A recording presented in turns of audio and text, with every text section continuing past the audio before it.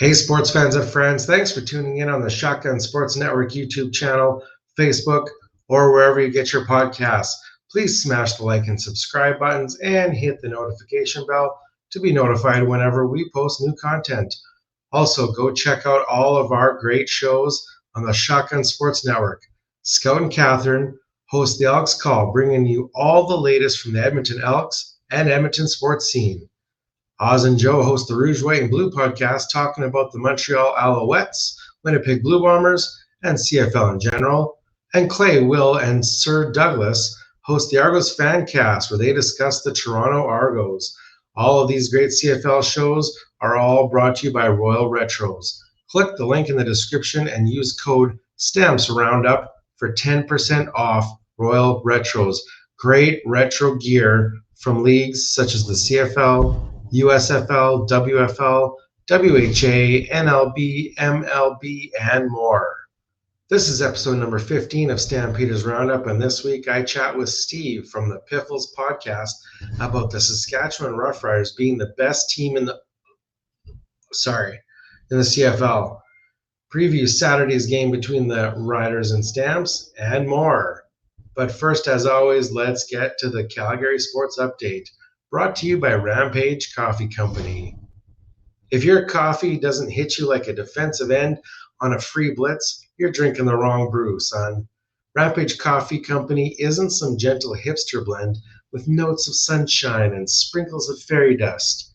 It's loud, proud, and Canadian roasted rocket fuel. Hit up my link in the show notes and use code STAMPS10 to get 10% off. Then take that money you saved and bet against the Riders. I'm just kidding. No, I'm not. Bet against the Riders. Rampage Coffee, because weak brews are for crossover teams. The Calgary Flames 2025-26 season schedule is out, and the Flames will open the season with a Battle of Alberta in Edmonton against the Oilers on Wednesday, October 8th, followed by a visit to Vancouver to face the Canucks the next night. Flames home opener will be a Saturday matinee against the St. Louis Blues on October 11th. Head over to the Calgary Flames website to see the full schedule and more. The Calgary Hitmen are proud to announce Dustin Friesen as the 12th head coach in franchise history. In addition, the Hitmen have also named alumnus Brad Moran and Dakota Krebs as assistant coaches. Friesen joins the Hitmen on a multi-year deal after a standout season as an associate coach of the Moncton Wildcats in the QMJHL, where he helped lead the team to a QMJHL championship and a Memorial Cup appearance. The Calgary Hitmen have also signed 2008-born goaltender Aiden Hess to a WHL scholarship and development agreement. The 17-year-old goaltender is fresh off a gold medal performance with Team USA at the 2025 Hlinka Gretzky Cup. Hess has spent the past 2 seasons with the Sioux Falls Power Program. The Calgary Canucks are proud to announce 2 substantial leadership commitments as the club builds on its national championship momentum. Ryan Rarick has been named general manager, and Matt Robinson will return behind the bench as assistant coach for the 2025-26 season. The Calgary Canucks are also proud to announce the appointment of Jay Pilipuk. I'm going to have to get used to that name this season, obviously, as the organization's new head coach. A proud Calgarian and proven leader behind the bench, Pilipuk brings a wealth of experience and a deep connection to the game at every level. Pilipuk has coached with distinction the University of Calgary Dinos, the Mount Royal University Cougars, numerous Hockey Alberta elite programs, and at the grassroots level with Hockey Calgary, including the U18 AAA Buffaloes and Royals. The Calgary Roughnecks are proud to announce the addition of Dane Dobby to the Roughneck staff as lacrosse operations advisor. Dobby, a native of Elnora, Ontario, started his NLL career playing 13 seasons with the Calgary Roughnecks after being drafted by the franchise 4th overall in the 2007 NLL entry draft. The Calgary Cavalry FC beat Vancouver FC 5-4 Sunday at Atco Field. Antigny, Warshawski, Baldissimo, Gerasimenkov, and Klump each tallied a goal. Sorry if I totally butchered those names. The Cavalry sit in third place in the Canadian Premier League with 8 wins, 6 losses, and 5 draws. Cavalry's next match is Saturday against Atletico Ottawa in the nation's capital. The Calgary Surge beat the Vancouver Bandits 105-103 on Saturday in a battle for a trip to Champ Weekend. Evan Gilliard led the way with 29 points and 7 rebounds, followed by Kyrie Thomas with 11 points and 2 rebounds. The Surge now head into the Champ Weekend Western Conference Final on Friday versus the Winnipeg Sea Bears in Winnipeg. A win against the Sea Bears would put the Surge in the CEBL Championship Final on Sunday. All right, let's get to the latest Calgary Stampeders news. The Calgary Stampeders are coming off a bye week and head into this weekend hosting the Saskatchewan Roughriders on Saturday in what is being touted as the Battle of the Prairies. Stampeders currently sit in second place in the West Division with 6 wins and 3 losses, while the Riders are sitting pretty on top spot in the West with 8 wins and only 1 loss until Saturday. Saturday's game is also the Stampeders' Purelator Tackle Hunger Food Drive game. Support the cause by bringing non-perishable food items to the game or by making a monetary donation on the Stampeders website. Go check out stampeders.com for more reactions, interviews, stats, news, and more. Sports fans and friends on YouTube, don't forget to like, subscribe, and hit the notification bell to be notified when we go live or post, and like and follow at Stamps Roundup on Blue Sky, Facebook, Instagram, and TikTok.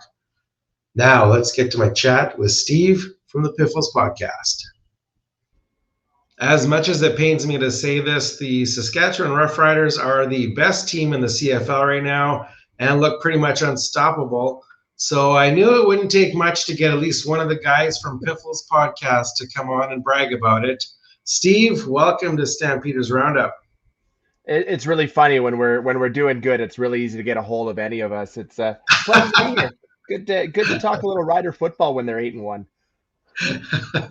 Yeah, listen, there's no shortage of things to talk about when it comes to the Riders. The season is half over, and they are just 1 win away from the total number of wins from last season. So what do you think is the biggest reason for the Riders' success so far this season? Well, I think the biggest thing, and it comes down to a guy that Calgary fans are probably very familiar with, but it's Corey Mace. You know, I know he was here last year, but you could see what he was building. You could feel it in the air. And having a full season to look back and have these guys build up and basically bringing the same team back for a second season was, to me, the key.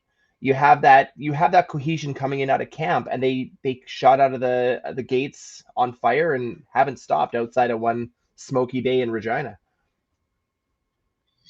Yeah, now Trevor Harris is on pace to obliterate his stats from last season and to probably have a career year. Talk about Trevor Harris a little bit. Again, another name that Stamps fans might be familiar with. Mark Mueller is calling a perfect offense for a guy like Trevor Harris. He is not your stand in the pocket and throw deep consistently. He's your 5-8 yards, I'm going to hit my guy 80% of the time type quarterback. And they're using every one of his strengths. And then when you factor in the offensive line has kept him upright more than I think he's ever been in his career, it all helps. And you just have I want to call it an electric receiving core, but it's not really that. It's just a consistent receiving core of guys who, somebody's going to step up every game. And it's almost always a different guy. It's Keyshawn Johnson. It's, Dante Myers. Then it's Sam Emelis. Then it's Del Duncan Busby. Like, these are, to most guys, these are no names from last year. And all of a sudden, they're, you guys, people can't wait to pick up in CFL fantasy because somebody's going to go off. Yeah, obviously, I'm not familiar with any of those names now. I don't know if that's because I don't follow the Riders exclusively or if they're really literally no-name guys that are stepping up and making big plays. It's exactly that. These are all guys that came in last year. Keyshawn Johnson and Dante Myers got a good showing at the end of last season and looked like they had that it factor, but there wasn't a big enough sample size to really know if it was just new guys getting hot, or if it was guys that had that talent. Dell Duncan Busby was a draft pick last season. He's finally getting his shot to shine with a couple of injuries. We lost Kean Schaefer Baker. We've lost Samuel Emelis for what 6 or 7 games now so far this season. So you're talking about 2 top tier Canadian receivers, and he's just stepped in there, and it's like they're not missing a beat. It's like that no matter what position seems to go down. We've lost 4 starting O linemen, and the guys that step in, Edwin Harrison, our O line coach, just has them ready to go. So to me, it comes down to putting guys in the right positions to succeed, and guys really believing in the message. And it seems like it's across the board that entire locker room believes in Corey Mason's message. Yeah, from the few highlights that I've watched or seen the Rider games, one name that I do seem to hear a lot is Dante Myers. It seems to me that this guy's not being talked about enough. Do you think he'd be your top guy in the receiving core? Or? With the way that this team plays, it's really hard to pick a number one receiver.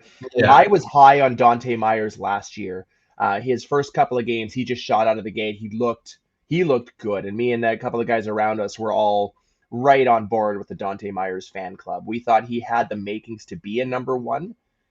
If I had to pick a guy right now, though, to me it'd be Keyshawn Johnson. He's more of that big play guy, like your Kenny Lawlers, that can really make a big play when you need it. Dante Myers is a guy that just seems to perform consistently over and over again, which you absolutely need in an offense. But those two, back to back, when you've lost as many guys as we've lost, I haven't even mentioned Sean Bain Jr. hasn't lined up for a snap yet this year. Their receiving core is so good. Sean Bain Jr. is healthy and practicing with the twos because he can't get back into the roster. So it's such a weird idea because he was our number one guy last year, no question, him and Sam Amelis. So to have that talent level that you can sit him and just have him practicing with the twos says where the depth is right now with that receiving group. Yeah, like I guess it's if it ain't broke, don't fix it kind of mentality. As long as you're winning games, don't mess with the lineup. Yeah, when things are working, don't touch a thing. And to me, the way he's performing at practice, it looks like he understands that. He knows that he's just waiting for his moment to get back in. Because if he gets back in, it's likely somebody got hurt, maybe even a couple of somebodies before he finds his way back in. But he's got that right attitude, and again, that comes down to coaching. They've told him, to as far as we can see, that we want you here, we love you here, but there's just we can't break up the chemistry that Trevor Harris has. When you got a guy throwing 70% completion percentage every game in a season, what's he at, 12 or 13 consecutive games now? So it's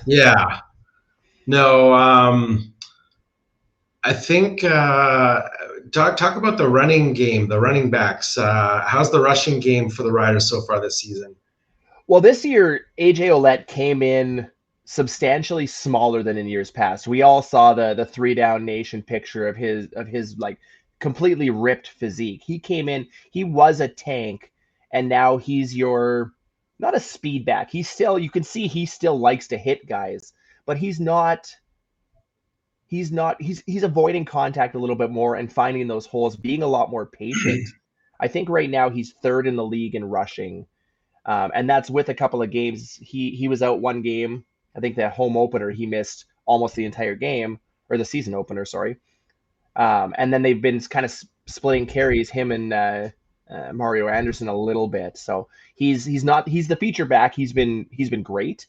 And I think I predicted before the season that he would lead the league in rushing. I'm still standing by that. I think once the weather gets a little cooler as it does in the CFL, he's going to be hard to stop in those cold weather games.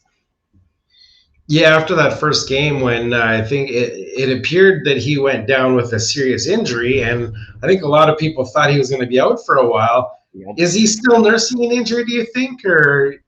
No, to me, like last year, you could see it right out of the gate. His hamstring was he just never got healthy, and he played through it all season, but he was never, every time he went down, you could see him get up slowly, kind of limp back to the huddle and get back in there for the next play. This year, he's jumping up. He's ready to go for the next play. He looks healthy. And I think that's the key is they pulled him quick. They let him sit that game and make sure that he's good to go because he's the guy you need as the season gets deeper. You know, wins count the same in week 2, but your power running back is a lot more versatile or a lot more important as the weather dips below 0. Yeah. Now the Riders defense hasn't allowed a touchdown in the last 2 games, and safe to say the top defense in the league right now. Talk a little bit about that stingy D. Oh, that front 4 is unbelievable. They were quiet coming out of the gate. We were a little concerned, but when you've got, I mean, again, I'm going with names that Stamps fans will be real familiar with, but Micah Johnson and Mike Rose in the middle, you got to double team somebody there. If you let both of them go, your quarterback's getting hit every time. And then Shane Ray came back from the NFL. We wondered what he'd have because his biggest issue, he always had the talent, but he hasn't been able to stay healthy. He played, I think it was 4 games with Toronto in his last season before he went south, and he's been finally ramping up over these last 5-6 weeks where he's become a menace. And then Malik Carney on the opposite side has been exactly the same. He was our top rusher or top D lineman last year, in my mind. So their biggest asset is their pressure on the quarterback, but more importantly, they completely stifle the run. You know, they're averaging under 80 yards a carry or 80 yards a game rushing against them, far and away the top team in the league. And that forces teams into a lot of those 2nd and 8, 2nds and 9s, 2nds and 10s, where they can pin their ears back and hit quarterbacks, which they all seem to love to do. They've got, I think it's 12 sacks in the last 2 games. So they're they're on a mission to cause some damage. And again, that's the kind of thing you need late into the season. Because if you give guys like Bo Levi Mitchell or Davis Alexander, any of these guys time back there, they're going to pick that zone defense apart, but they don't have the time. Yeah, so everything seems to be rolling for the Riders except for one thing. Give us your thoughts on Brett Lawther, because I've seen a lot of displeasure with him in the last week or 2 on social media. Oh, it's been a lot more than the last week or 2. Something's wrong there. And we talked to Chris Milo on our show last week and had him on to discuss, what it's like to be a kicker when you're struggling. And when you're seeing guys in this league right now kicking 95% or higher, I think there's 2 that are above 95% in the league. And you've got a guy like Sergio Castillo, who you trust to make every 60-yarder he lines up for. And on the flip side, we're sitting with Brett Lawther, who's now clearly a Meatloaf fan. He's hitting 2 out of 3, but in this instance, it is bad. You can't. Yeah. You're not winning a lot of games, and we're lucky to this point that it hasn't cost us. He had his struggles last year, and I remember it was the game against Montreal. I think he went 3 for 7, and he did cost us that game. And people were ready to cut him. We were ready. We were done. Because he had struggled early in the season. And then from that game on, he didn't miss a single kick all year, other than I think there was 1 kick in Labor Day that was a 60-yarder that he probably should never have lined up for because it was into the wind. So, I mean, there's been precedents where you give him the opportunity to kind of bounce back. But when you got him missing, he was 2 for 5, and his second field goal was a 14-yard gimme that I think they just threw him out there to say, hey, get your head on. Here's an easy one. Yeah. And there were two times during that game where we scored touchdowns and didn't trot him out for the point after. And I'm a proponent that you should always go for 2. But when we've had that trust in him to just go for singles literally every time, and now all of a sudden you're backtracking from that says where the coaching staff is at. And again, I keep saying it, late into the season, 2 points can matter. 3 points can matter a lot between a trip to the Grey Cup and watching it at home. So they need to, that leash has to be real short.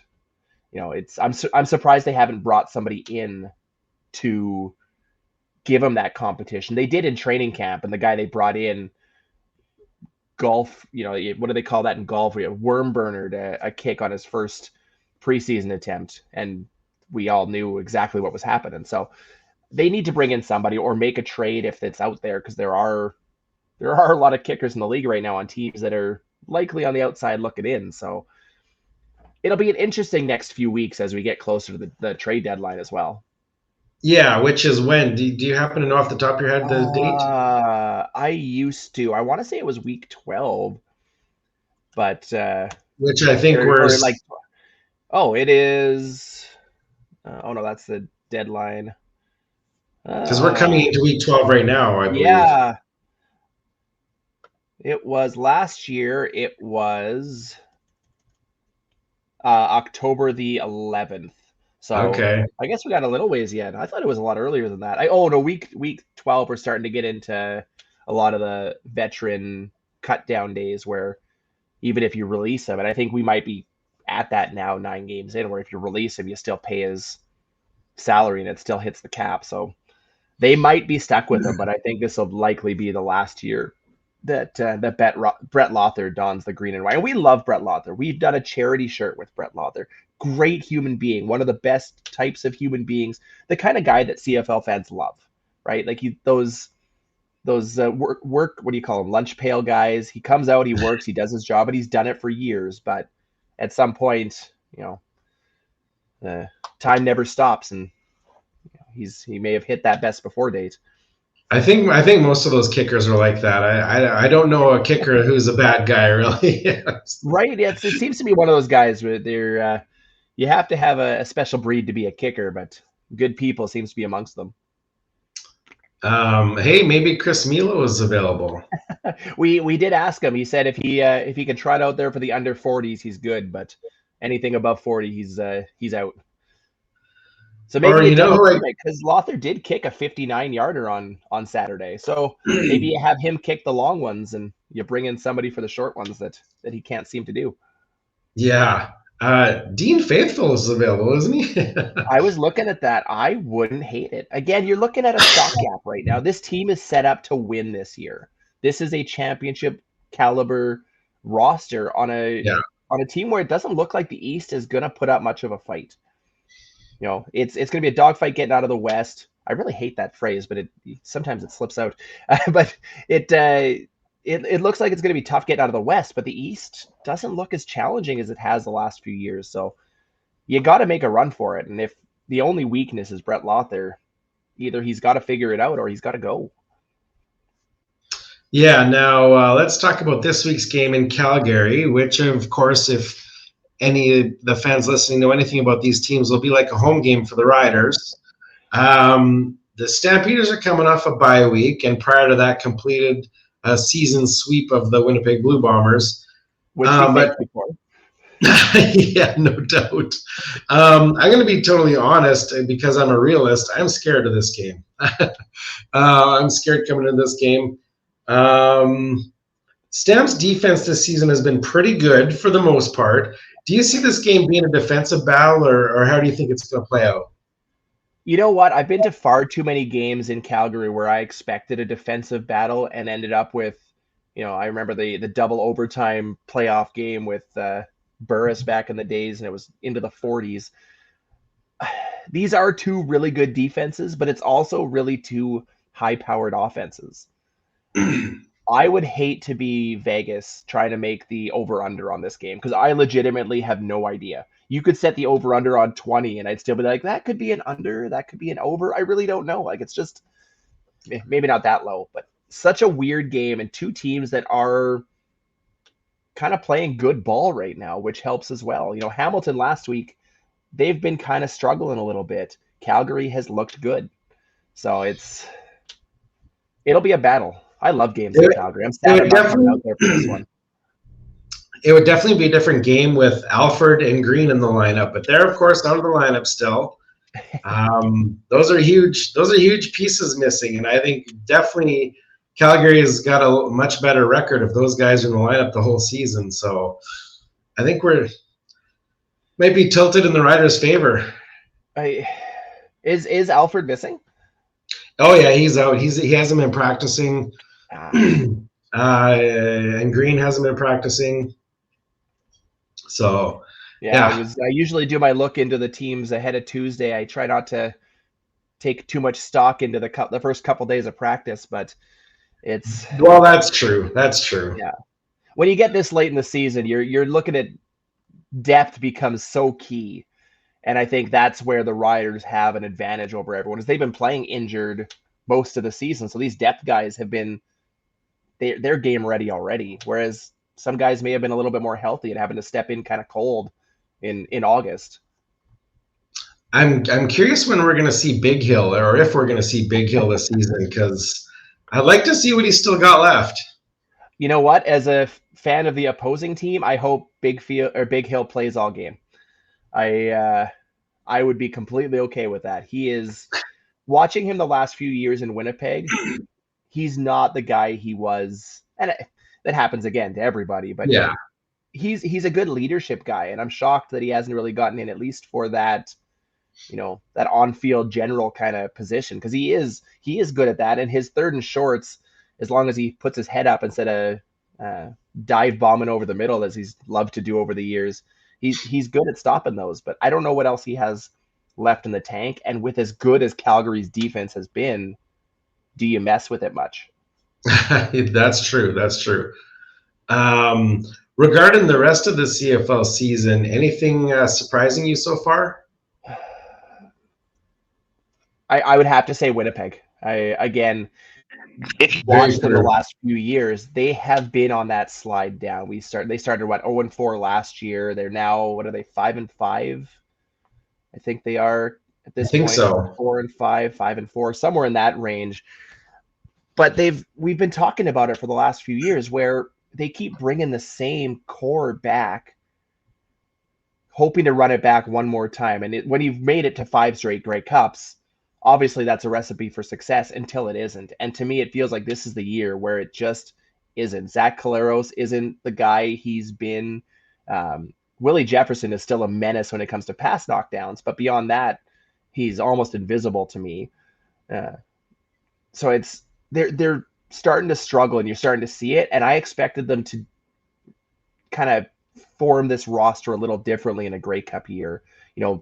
Spend that money in free agency, get the big guys in, like we've seen. I remember the 2013 Grey Cup. The Riders went crazy in free agency. They traded for Roy Simon. They picked up everybody they could get their hands on to build that roster, and it cost us going forwards. The 2014 was fine, but going beyond that, we were garbage for a few years. But I kind of expected that from Winnipeg, because you've seen that tail off for the last little bit, and I thought they would try and curtail it. Now we're getting into the part of the year where, having won it recently, you start to remember how. So I'm not going to count them out quite yet, but I would love to see a Riders Winnipeg, with Winnipeg crossing over Grey Cup. That would be Oh, interesting and a lot of fun. that would be very interesting. I think BC probably has something to say about that, but Yeah, or maybe even Calgary. You never know. to me, Calgary, wow, after how BC played this last week, they are looking good again. I'm glad we don't play them for a little bit, because Nathan Rourke seems to have figured it out. That team will go as far as he carries them, just like Montreal with Davis Alexander. It's very clear, without that key spot, they're hooped. I mean, I feel bad for Montreal. They're on their fourth or fifth starting quarterback now, and when you're making I think calls to so. Shea Patterson to come be the savior for a few weeks until Alexander's back, you're in a lot of trouble. Yeah. Now we didn't mention Edmonton in this mix. They've won 2 in a row now. Do you think they've turned things around, or do you think they've gotten lucky for a couple weeks here? I've been saying for a while they should have gone to Cody Fajardo so much sooner. They should be on a 3-game winning streak if Julian Grant didn't have frying pan hands in the first one. Yeah.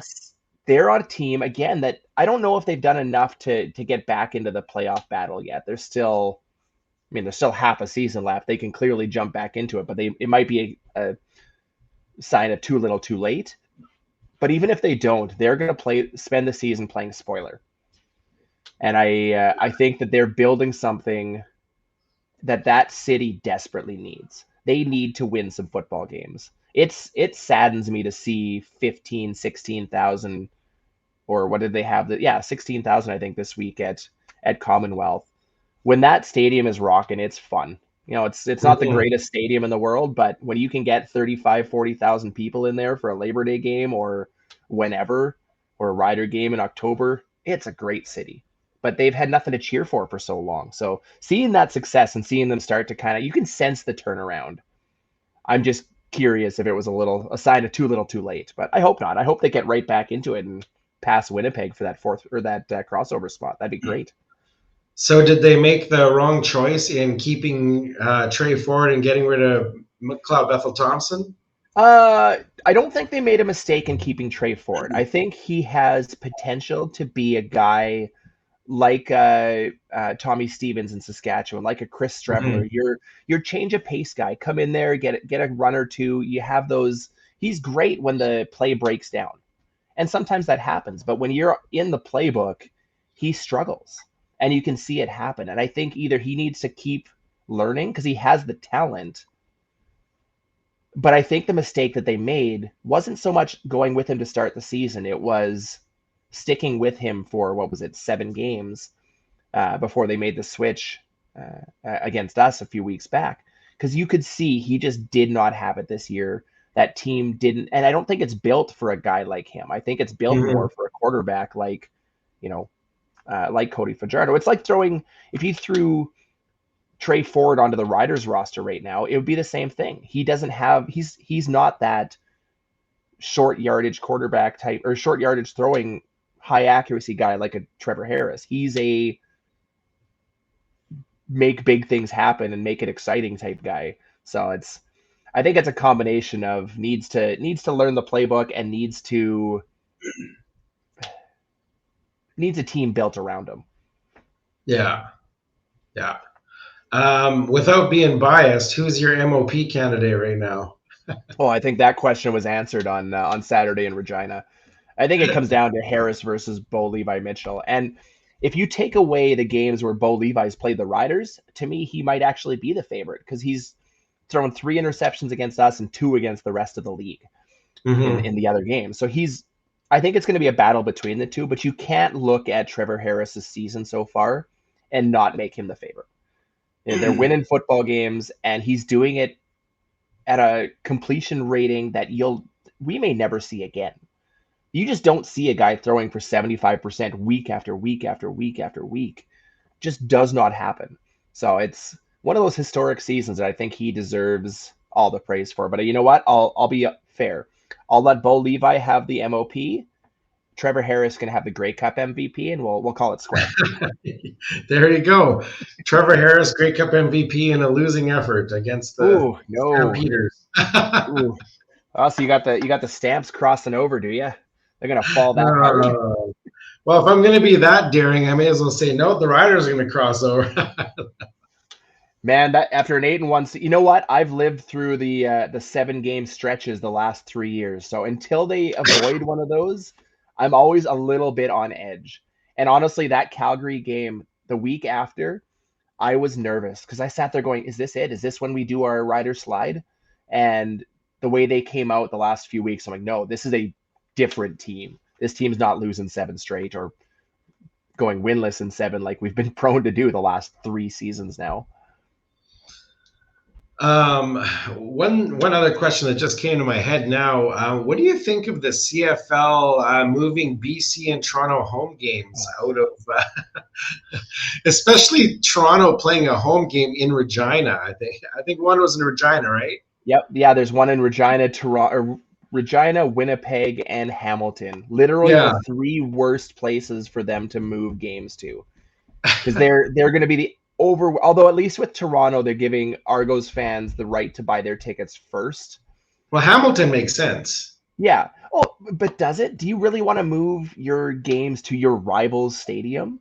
Well, yeah, I guess that's true. If Mosaic was booked for the World Cup, the last thing I would want is Rider games being played in Winnipeg. That makes every game an away game, right? But I like what BC is doing. BC is looking at having, what do they call them? Neutral site games. in and around the Vancouver area. So Victoria and where else did they say? I can't remember the other one. Maybe it was Surrey. But having those neutral site games where they still keep some semblance of a home field advantage, but they also get to build attendance in another market. Toronto desperately needs that. They need to they need to market this team outside of the greater Toronto area because they have too much competition there. So to play a game in Guelph or Mississauga or wherever else, even if they only have a 15,000 person stadium or build temporary stands, do something to market the game. And I'm shocked that they didn't do a Atlantic Canada game with one of Toronto's games. Why move their 3 away games to their the 3 worst spots? Again, Winnipeg is going to sell that stadium out for a Toronto game. Saskatchewan's going to likely put up 28 to 30,000. And Hamilton will be a sellout, whether it's half Toronto or half Hamilton or whatever. I get the necessity for it. And I'm a soccer fan. So having the World Cup in Canada is a huge deal. I want to go out to Toronto for a game. It would be fantastic. But I don't like how Toronto's doing it. BC's got the right idea, and Toronto they're looking at the dollars and cents, because I'm going to assume that they're going to keep the gate receipts from the games in Winnipeg and in Toronto. MLSE doesn't need the money. They need the fans in the area. Yeah. So I get the necessity for it. I don't like it. But now, what else do they do? Something interesting that crossed my mind when I heard about this was, why not play a game in Buffalo?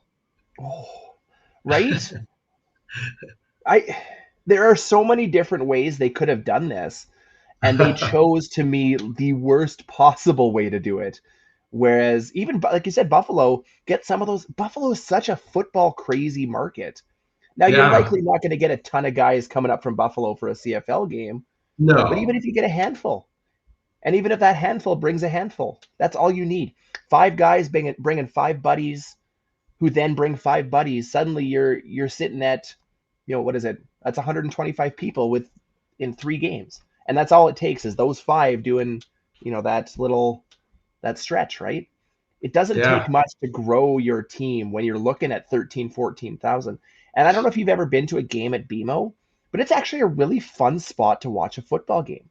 And the 10 to 13,000 fans they do get are loud. It's a noisy place considering the attendance. I've said often that they are the per capita loudest fans in the CFL. It's like Montreal. Yeah. Oh, that's another fun spot to watch. They desperately need a new stadium, because McGill is rough, but it's a fun spot to watch a game. That might actually be my favorite. Aside from the guy blowing the damn horns. Hey, at least they kicked those out. But I may be responsible for the new horns, because I sent a few. I 3D print horns, and I sent a bunch out to folks in Montreal. So all the complaining this year might be my fault. So I'm sorry. But also it went to charity. So, All right, excellent, Steve. Good talking to you. Usually it's Alex I talk to. It's nice to talk to someone new for once. Oh, the pleasure's all mine. Tell people where we can find you online. Yeah, if you're looking to find me specifically, my Twitter handle's down there. I'm at Safamod. Find us at Piffles Pod or at pifflespodcast.com. We love fans of all teams. It's great. That's the best part about this league is getting those the back and forths with opposing fans, and your enemies for 60 minutes and then your friends for the rest of the year. So exactly. Come find us. Come talk a little football. All right. Awesome. Thanks for hopping on, Steve. It's my pleasure. That does it for me here at the Stampeders Roundup. Big thanks to Steve from the Piffles Podcast for staying pretty humble while bragging about the Riders. Go check out all the great CFL shows on the Shotgun Sports Network, including Argos Fancast, Rouge, White, and Blue, and the Elks Call. From myself and my friends on the Shotgun Sports Network, thanks for tuning in.